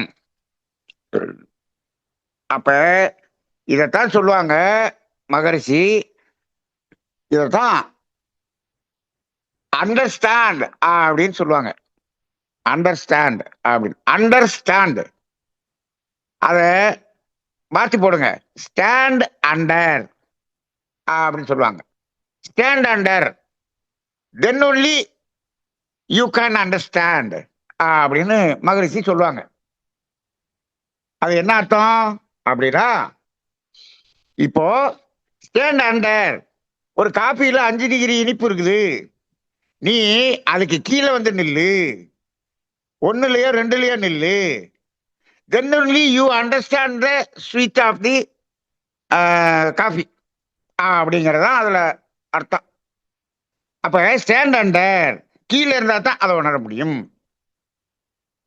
அதே போலதான் எது ஒண்ணுமே. இப்ப ஒருத்தர் வேதாத்திரியத்துல நம்ம பேச வர்றோம், ஒரு தடவை நான் காயகல்பம் நடத்துறேன், பிரபல்யமாக பட்டிமன்ற பேச்சாளர் ஒருத்தர் கூப்பிட்டு வந்து உட்கார வச்சிட்டாரு காயகல்ப பயிற்சியில. அவர் சாலமன் பாப்பையா குரூப்ல இருக்கக்கூடிய பிரபல்யமான ஒரு பெரிய professor. Retired professor, college professor. அவர் வந்து உட்கார்ந்துருக்கார். நம்ம வந்து உடல், உயிர், ஜீவகாந்தம், உடல், மனம் இதெல்லாம் பத்தி பேசிட்டு இருக்கோம். அவரு சேர்ல கால் போட்டு உட்கார்ந்திருந்தவரு எந்த மைண்ட்ல உட்கார்ந்திருக்காரு தெரியுங்களா? நம்ம வந்து தமிழ்நாடு முழுதும் அப்படியே அத்தனை பெரிய பட்டிமன்றம் பேசி பேச்சாளர் நம்ம எவ்வளவு பேசியிருக்கோம், எவ்வளவு தமிழ்ல வந்து எத்தனை புராணங்கள் அத்தனை இதிகாச கரைச்சி குடிச்சிருக்கிறோம். நம்ம வந்து அப்படி தமிழ் பேராசிரியர் பிஹெச்டி உட்கார்ந்துருக்கிறோம். இவன் என்னத்த பேசிட்டு போறான் அப்படிங்கிற அந்த திமிரிலே உட்கார்ந்திருந்தார். அந்த உயிர் மனம் அப்படின்னு பேசி முடிக்கிறதுக்குள்ள எந்திரிச்சு கிளம்பி போயிட்டாரு வண்டி எடுத்துட்டு. அந்த கூப்பிட்டு வந்தவர் போய் கேட்டாரு, நம்மளால இதெல்லாம் கேட்கறதுக்கு சைக்கிள் எங்கன்ட்டு போயிட்டார். ஏன்? அவர் ஸ்டாண்ட் அண்டர்ல இல்ல. அவர் என்ன பண்றாரு? இவர் மேல நிக்கிறாரு. நம்ம உயிர் மனம் ஜீவகாந்தம் தத்துவம் பேசிட்டு இருக்கிறோம். இவரு மனதளவுல என்ன நிக்கிறாரு? நான் தான், எனக்கு தான் எல்லாம் தெரியும் சொல்லி மேல போய் நிக்கிறார். அப்ப இங்க இருக்கிறது அவருக்கு விளங்காது. எந்திரிச்சு போயிட்டார். அவருக்காக இவர் பணம் கட்டி இருக்கிறார். அவர் எந்திரிச்சு போயிட்டார். இவர் போய் கன்வின்ஸ் பண்ணி பார்த்தார், வரல. ஏன்டா வந்து சொன்னார், விட்டுருங்க அப்படின்ட்டேன். விட்டுருதான் அப்படின்ட்டேன். அப்ப ஒரு இடத்துல நம்ம அவருக்கு கீழே இருந்தாதான் நம்மளால அதை உணர முடியுமே தவிர, நம்ம மேல போயிருந்தோம்னா நம்மளால உணரவே முடியாது. முடியவே முடியாது. குடும்பத்திலேயே வச்சுக்கங்க, எனக்கு தான் எல்லாம் தெரியும், நான் சொல்றதான் அப்படின்னு இருந்தீங்கன்னா, நம்ம வீட்டுல இருக்கக்கூடிய வாழ்க்கை துணை நல்லதே சொன்னாலும் உங்களுக்கு விளங்காது, புரியாது, அண்டர்ஸ்டாண்ட் பண்ண முடியாது. இதைத்தான் அண்டர்ஸ்டாண்ட் வாத்தியார் சொல்லாரு. அண்டர்ஸ்டாண்ட் பண்ணியா, புரிஞ்சுதா அப்படின்னு கேட்பார். டு யூ அண்டர்ஸ்டாண்ட் அப்படின்பாரு. டு யூ அண்டர்ஸ்டாண்ட் அப்படின்னு சொன்னோம்னா, நீ ஸ்டாண்ட் அண்டர்ல இருக்கியா, அப்பதான் உனக்கு புரியும். நீ மேல இருந்தீங்கன்னா உனக்கு புரியாது. எது ஒண்ணுமே எழுச்சி பெற்று தான் நாம் உணர்கிறோம். அப்ப யூ ஸ்டாண்ட் அண்டர். அப்ப அப்ப இப்ப இதுல என்ன புரிஞ்சுக்கிறோம்? நம்ம ஜீவகாந்தம் எந்த அளவுக்கு உயர்ந்து தன்மாற்றமடைந்து வெளிவருகிறதோ அந்த அளவுக்குத்தான் நாம அந்த வெளிச்சத்தை உணர்கிறோம். இப்போ நீங்க நல்லா பாருங்க. இப்ப நான் கண்ணை மட்டும் வச்சு பேசிட்டேன். இதுல ஒரு பெரிய ஆச்சரியம் இருக்கு. நீங்க இந்த தோல், நாக்கு இந்த ரெண்டும் ஒரு வித்தியாசமா இருக்கும். மூக்கு, கண்ணு, காது இது மூணு கொஞ்சம் வித்தியாசமா இருக்கும். நான் இப்ப இதை பேச ஆரம்பிக்கும் போதுதான் எனக்கு டக்குன்னு தோணுச்சு, இந்த அஞ்சுலயும் ரெண்டு வேற மாதிரி இருக்கே அப்படின்னு ஒரு விஷயம் தோணுச்சு. அதை நான் முழுமையாக சிந்தனை செய்து அடுத்த வாரம் நான் பேசுறேன். என்ன தோணுச்சுங்கிறத மட்டும் சொல்லிடுறேன். இந்த தோல்லையும் நாக்குலையும் அந்த பொருள் நேரடியாக டச் பண்ணி தொடர்பு கொண்டால்தான் அதனுடைய தன்மை வெளிப்படுகிறது.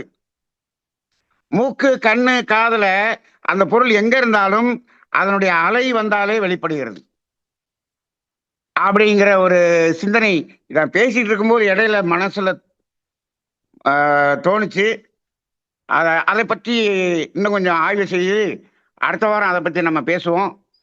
இப்போ நம்ம சென்ற வாரம் பேசியது இன்னும் நம்ம கான்பிடென்ட்டா விளங்கிக் கொள்வதற்காக இந்த வாரம் பேசியிருக்கிறோம்.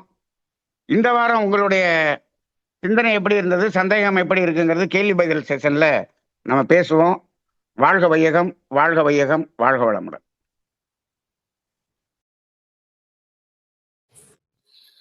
நன்றிங்க ஐயா. தியானமே யோகம், யோகமே ஞானம், தமிழ் ஆனந்த யோகம். வாழ்க வளமுடன். இத்தனை நேரம் தூய வேதாத்திரிய காந்த தத்துவம் என்ற தலைப்பில் நமக்கு சிறந்ததொரு சிந்தனையை அளித்த ஞான ஆசிரியர் நன்மணி ஐயா அவர்களை நாம் அனைவரும் தவ நிலையில் இருந்து வாழ்த்துவோம். ஞான ஆசிரியர் நன்மணி ஐயா அவர்கள் அருட்பே கருணையினால் உடல் நலம், நீண்ட ஆயுள், நிறை செல்வம், உயர்ப்புகள், மெய்ஞானம் பெற்று ஓங்கி வாழ்க வளமுடன். நன்றிங்க ஐயா. அந்த அலையியக்க தத்துவம் அப்படியே நம்ம இதுல ஸ்கிரீன்ல போட்டிருக்கிறாங்க. அதை யாரோ எழுதுறன்னா எழுதிக்கலாம். வாழ்க வளமுடன். சிறப்புங்க. நன்றிங்க ஐயா. ஐயா, இன்றைக்கு நம்மளுடைய தூய வேதாந்திர காந்த தத்துவம் என்ற தலைப்பில் இன்றைக்கு ஐயா வந்து அலை இயக்க தத்துவத்தை விளக்கம் ஏற்கனவே நிறைய தடவை சொல்லியிருக்காங்க. இன்று இன்னும் சிறப்பாக நமக்கு எளிதில் புரிந்து கொள்ளும் விதத்தில் ஐயா அவர்கள் எடுத்துரைத்தார்கள். அதில் 4 அடிப்படையான அலை இயக்க தத்துவம், இதுதான் நம் வாழ்வில் நடக்கும் அனைத்து நிகழ்வுகளையும் நாம் புரிந்து கொள்ளும் விதத்தில் இருக்கும் என்பதற்காக இந்த 4 தத்துவத்தையும் ஐயா விளக்கினார்கள். அதாவது இந்த அலை வந்து மோதுதல், சிதறுதல், பிரதிபலித்தல், ஊடுருவல் என்பது 4 தன்மை கொண்டு ஒரு பொருளின் மீதும் அது மோதும்போது எவ்வாறு தன்மையை கொண்டு செல்கிறது, எவ்வாறு அது மோதும்போது அதை வெளிப்படுத்துகிறது என்பதை ஐயா அவர்கள் மிக சிறப்பாக கூறினீர்கள். கண்களில் ஏற்படும் ஜீவகாந்த விரயம் எவ்வாறு இப்போது ஏற்படுகிறது, இந்த டியூப்லைட்டிலிருந்து வரும் அலை அதனுடைய தன்மையை தாங்கி கொண்டு வரும்போது நம் கண்ணில் மோதும்போது அந்த ஜீவகாந்தம் எழுச்சி பெற்று அதை சமன் செய்கிறது. அப்பொழுது கண்களில் தன்மாற்றம் அடைகிறது, நம்முடைய ஜீவகாந்தம் அது வேறமாகிறது கண்களில் என்பதை பற்றி மிக சிறப்பாக சொன்னார். ஒரு தடவை நம்ம டியூப்லைட் வெளிச்சமோ ரொம்ப பெரிய வெளிச்சம், இந்த காரில் ஹெட்லைட்லாம் இப்போ போடுறாங்க பாருங்கள், அது அவ்வளோ பளிச்சுன்னு இருக்குது. அதை பார்த்துட்டு இந்த பக்கம் திரும்பினோம்னா கண் அப்படியே இருட்டான மாதிரி ஆகிடுங்க. அந்த வெளிச்சம் அந்த அளவுக்கு பவர்ஃபுல்லாக இருக்குது. அதெல்லாம் போடக்கூடாது தான் இருக்குது ரூலே, ஆனால் காரில் போட்டுட்டு வராங்க.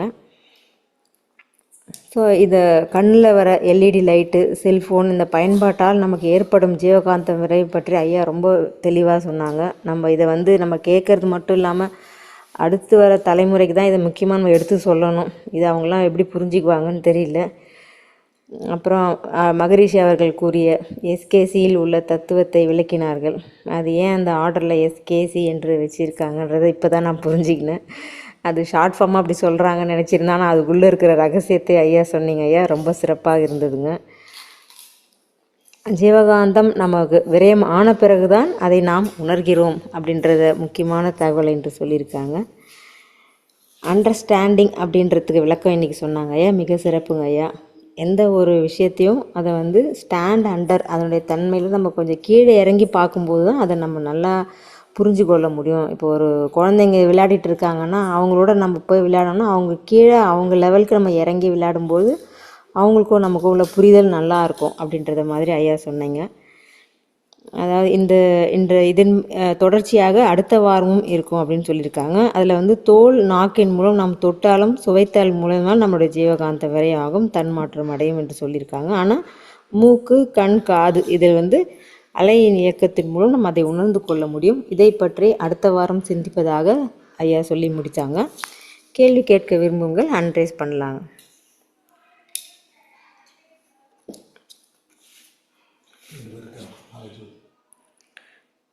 நாகஜோதி அம்மா, நீங்கள் அன்மியூட் பண்ணிவிட்டு கேள்வி கேட்கலாமா? ஐயா வாழ்க வளமுடங்கய்யா. இந்த வாழ்க தோல் வளமுடன். தோல் சொன்னேங்க இல்லையா, இப்ப நம்மள வந்து ஒருத்தவங்க பின்னாடி இருந்து குறுகுறுன்னு பாக்குறாங்கன்னு வச்சுக்கோங்க, நமக்கு தெரியுது இல்லைங்கய்யா, அப்ப அவங்க தொடணும்னு அவசியம் இல்லை, நமக்கு தெரியுது இல்ல. அதே மாதிரி துரியதமம் பண்ணும்போதும் அந்த ஆற்றல் உள்ள வரும்போது அந்த உள்ள அப்படியே இறங்குறதும் ஃபீல் ஆகுது. நம்ம எதையும் ஆமா பார்க்கல, தொடல, அதுவா ஆமா நம்ம ஃபீல் ஆமா ஆமா பண்ணோம்லங்கய்யா. ஆமா. அதுதான்.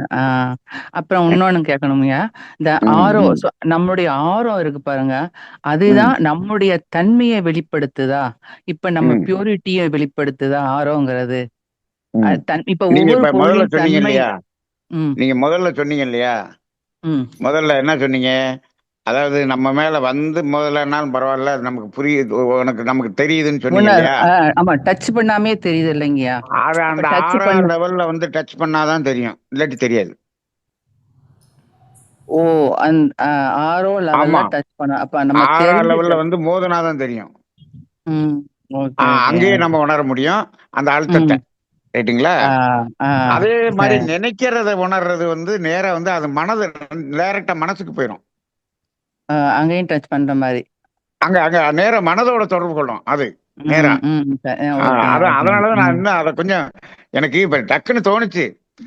ம் ஏன்னா நாக்குல வந்து ம் நம்ம வந்து ஒரு பொருளை வச்சா தான் முடியும். அதே போல நம்ம ம் ஒருத்தரை வந்து கையில வந்து டச் பண்ணாதான் தெரியுது ம் உணர்வு. இந்த ம் இப்ப நான் இது ம் ஏன் நான் யோசிச்சேன்னா திடீர்னு இந்த ம் இதுல பாருங்க, நம்ம ம், பஞ்சேந்திரிய தவத்துல முதல்ல ம். தோல், அடுத்து நாக்கு, இந்த ரெண்டையும் முதல்ல அ வச்சுட்டாரு மகிழ்ச்சி. ஆமாங்க. அதுக்கப்புறம் வந்ததெல்லாம் வந்து அலை இயக்கத்தின் மூலமா அவர் இது ரெண்டுமே டச் பண்ணாதான் முடியுது. ம். அப்ப இது ரெண்டு தான் முதல் முதல் உயிர்ல வந்து தோல் வந்துருச்சு, ரெண்டாவது உயிர்ல வந்து நாக்கு வந்துருச்சு. ஆ. இது ரெண்டு டைரக்ட் டச். ம். மூணாவதுல இருந்து தான் மூக்கு. நம்ம பஞ்சபூத ஆர்டர் படி வரல, இது மாறி வந்திருக்கு. அங்க ஆமாங்க. மூக்குக்கு வரும்போது நேர வாசனை பூ அங்க இருந்தா போதும், இங்க வந்துரும் வாசனை. கரெக்ட்டுங்க. ம். இது எல்லாமே ஒரு ஒரு இதா இருக்கே அப்படின்னு நான் பேசிட்டு இருக்கும்போது எனக்கு மைண்ட்ல தோணுச்சு. அதனாலதான் இதை பத்தி ம். டீட்டெயிலா அடுத்த வாரம் பேசுவோம்னு சொல்லி விட்டுட்டேன். சரிங்க. இப்போ ஆரோ வந்துங்க, நம்ம ஆரோ ம். சொல்றோம்ல, ஆறா. ஆரோங்கிறது நம்மளுடைய பியூரிட்டி. நம்ம ஆ. ஒவ்வொருத்தருடைய ஆரோ வந்து அவங்களுடைய ம், ம். பியூரிட்டிய வந்து வெளிப்படுத்துதா? அதாவது பியூரிட்டிக்கு ம். தகுந்தாற் போல ஆறாவனுடைய அடர்த்தியும் டென்சிட்டியும் அந்த அளவும் அதிகமாக இருக்கும். ம். Okay, okay. மீண்டும் ஆமா. சரிங்க. இல்லாட்டி அது ம். குறையும். அதனுடைய டென்சிட்டி ம். குறையும். அதனுடைய லெங்த்தும் குறையும். ஓகேங்க. தேங்க்யூங்க. அவ்வளவுதாங்க. வாழ்க நன்றி. வளமுடன். வாழ்க வாழ்க வளமுடன். வளமுடன். நன்றிங்கம்மா. வாழ்க வளமுடன். ஐயா அவர்களுக்கும் நன்றி. அடுத்ததாக சங்கர் கேரளா ஐயா, நீங்கள் அன்மியூட் பண்ணிட்டு பேசலாங்க. ஐயா வாழ்க வளமுடன். ஐயா வாழ்க வளமுடன். சொல்லுங்க. மறுபடியும் காந்த தத்துவம் உயர்ந்த நிலைக்கு போயிட்டு இருக்குதுயா. அது வந்து மிகப்பெரிய ஒரு இது என்னன்னா, மகிழ்ச்சியோட தத்துவத்திலே வச்சு அலை இயக்க தத்துவம் பயங்கரமான தத்துவங்க. ஆமா, அது ஆமா, ஆமா.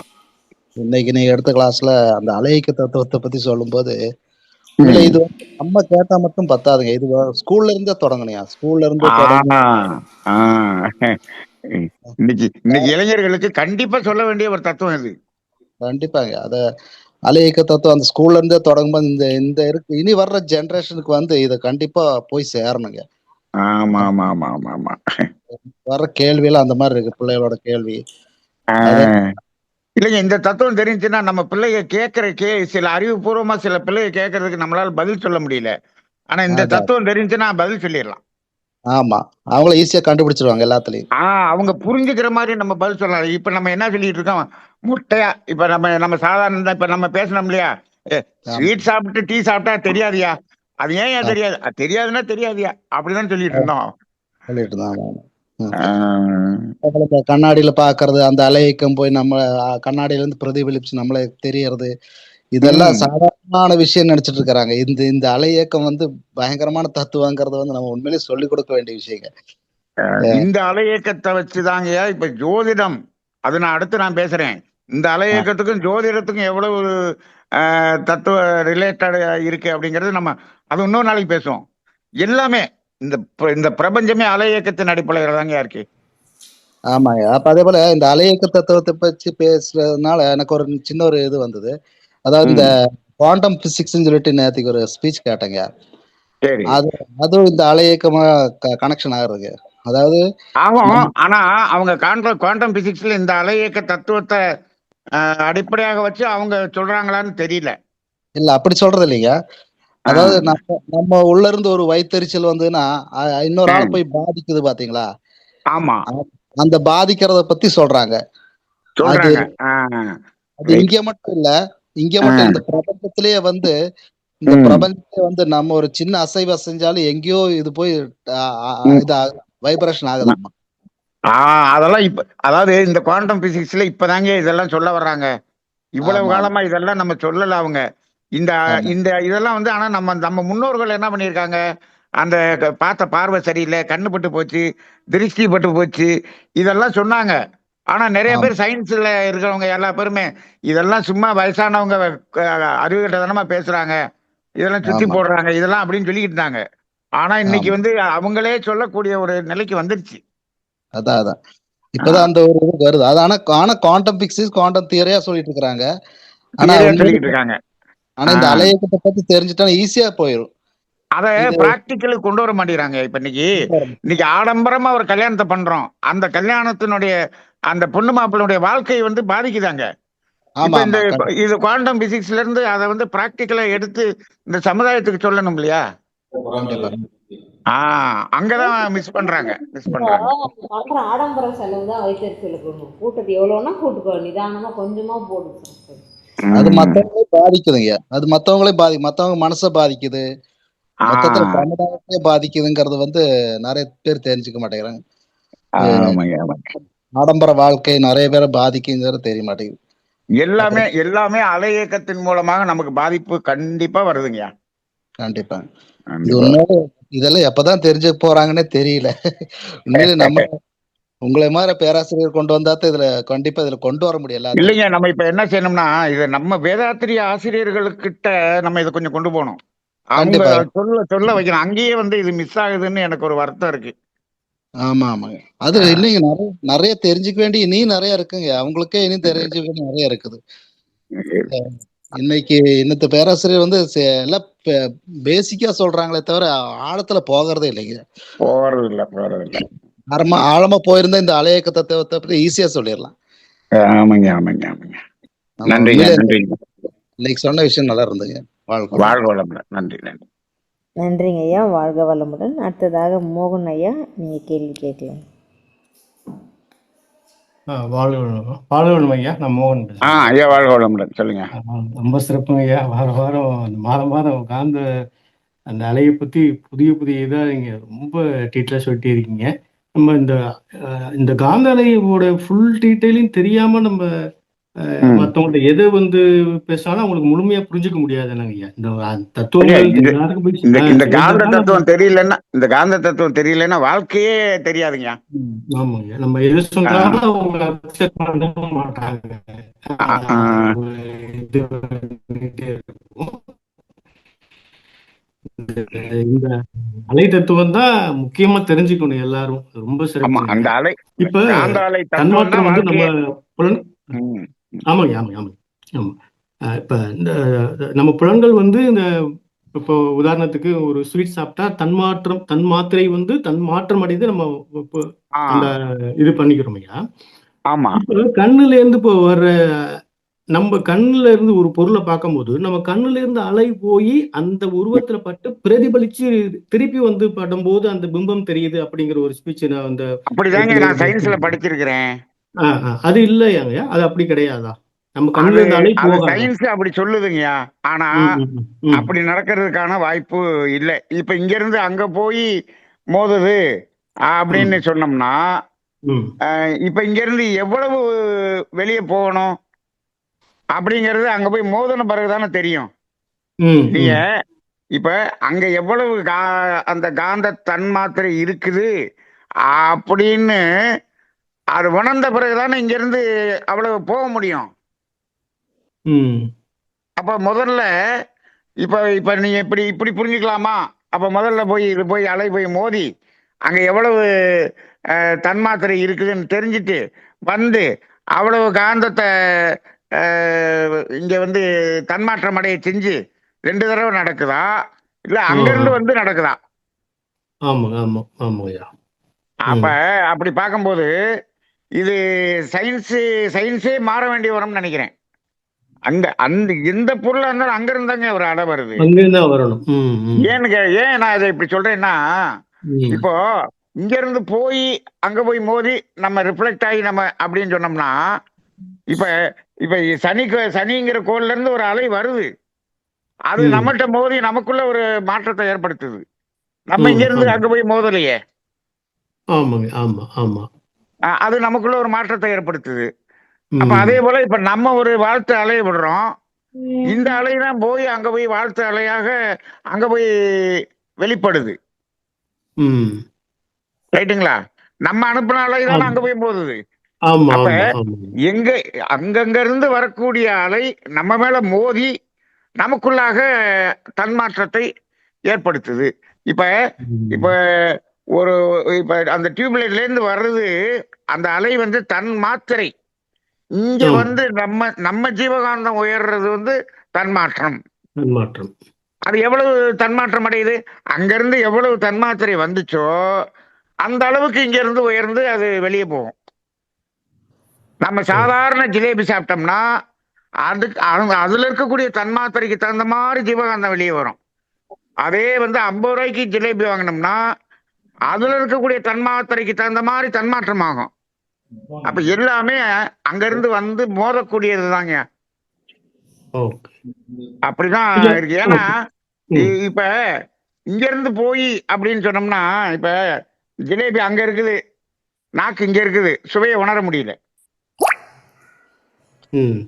அது நம்ம நாக்குல பட்டு மெல்லும் போதுதான் நம்ம உணர முடியுது. அப்ப ஜிலேபி தான் நாக்குக்கு வந்துச்சு, நாக்குல இருந்து அலை அங்க போகல. ரைட்டுங்களா? ஆனா இப்ப நம்ம ஆமாங்க. சயின்ஸ் என்ன சொல்ல, கண்ணு வந்து போய் ரிஃப்ளெக்ட் ஆகி நமக்கு தெரியுதுன்னு சொல்லுது. ஒரு தடை ஆனால் பிம்பத்துல மோதும்போது ரிட்டர்ன் ஆகுது அப்படிங்கிற மாதிரி. அப்படின்னு அது சொல்லுது. ஆ. எந்த அலை போய் மோதி எந்த அங்க இருந்து போனது எந்த அலை, கண்ணுல இருந்து போச்சுன்னு சயின்ஸ் சொல்லுது இல்ல. ம். கண்ணுல இருந்து எந்த அலையா போச்சு? அந்த சயின்ஸ் தான் இன்னும் வந்து உயிர் இருக்குது, உயிராற்றல் இருக்குங்கிறதே ஒத்துக்கல மெடிக்கல் சயின்ஸ். அப்ப கண்ணுல இருந்து எது போகுது? Correct. உயிராற்றல் இருக்குங்கிறது, உயிர் இருக்குங்கிறதே மெடிக்கல் சயின்ஸ்ல ஒத்துக்கல இல்லைங்க. ஆமா, ஆமா. அப்ப கண்ணு தானே இருக்குது. அப்ப கண்ணு வழியா எந்த அலை போகுது? Right. அப்ப அதுக்கு பதிலே இல்லையாங்க. ம். அப்ப முதல்ல உயிராற்றல், அந்த ஜீவகாந்தம் உயிராற்றல் அதை முதல்ல இருக்குதுன்னு ஒத்துக்கிட்டா தானே அந்த அலை போகுதுன்னு சொல்ல முடியும். இப்ப இப்ப ஒரு டாக்டர்கிட்டே போய் நீங்க ஏன் ஜிலேபி சாப்பிட்டு காபி சாப்பிட்டா ஜீனி தெரியலங்கிறதுக்கு ஆன்சர் கேளுங்க, சாப்பிட்டா தெரியாதுன்னு தான் சொல்லுவாரு. அதுக்கு இந்த காந்தத்தின் அடிப்படையில் அவருக்கு மெடிக்கல் சயின்ஸ்ல அவருக்கு ஆன்சர் கிடையாது. வேதாத்திரியம் படிச்சிருந்தாருன்னா அவர் சொல்லுவாரே தவிர இல்லாட்டி அவரால் சொல்ல முடியாது. அதனால என்னைய பொறுத்தளவுல அங்க அலை போய் ரிஃப்ளெக்ட் ஆகி வருதுங்கிறது நான் சயின்ஸ்ல படிச்சிருக்கேன்னாலும் இப்போ வந்து நான் வந்து இப்படிதான் உணர்றேங்க. இல்ல வேற யாராவது சயின்ஸ் படிச்சவங்க யாராவது சொன்னாங்கன்னா கேட்போம். இல்ல இப்ப நம்ம ஒரு வார்த்தை பேசுற போது நம்ம சவுண்ட் அலையா மாறி தானே அடுத்தவங்க காதுக்கு போகுது. அப்ப நம்மள்ட்ட இருந்து ஒரு சவுண்ட் போகுதுங்களே அலை. ஆமா, நம்ம இது போய் தான் அங்க மோதுது. அங்க மோதுது. இப்ப நான் சாதாரணமா பேசுறோம், சவுண்டா பேசுறோம். அப்ப அதுக்கு தகுந்த மாதிரி அந்த தன் மாத்திரை கம்மியாவும் கூடவும் போகுது. போய் அங்க போய் மோதும் போது அங்க இருந்து அவங்கள்ட்ட இருக்கக்கூடிய ஜீவகாந்தத்தை தன்மாற்றம் அடைய செய்யுது. அதனாலதான் நம்ம என்ன சொல்றாங்க, ஏன் இப்படி கத்துற அப்படின்னு கேக்குறாங்க. ஏன் அந்த கத்துற அளவுக்கு இங்க ஜீவகாந்தம் என்ன பண்ண வேண்டியிருக்கு, உயர வேண்டியிருக்கு. இது நல்லா சிந்திக்கிறீங்க. சயின்ஸ் அப்படி சொல்லுது. ஆனா சயின்ஸையும் இதையும் நம்ம திங்க் பண்ணி பார்த்து நாம தாங்க முடிவுக்கு வரணும். சிறப்புங்க, சிறப்புங்க. வாழ்க வளமுடன். வாழ்க வளமுடன். நன்றிங்க ஐயா. வாழ்க வளமுடன்.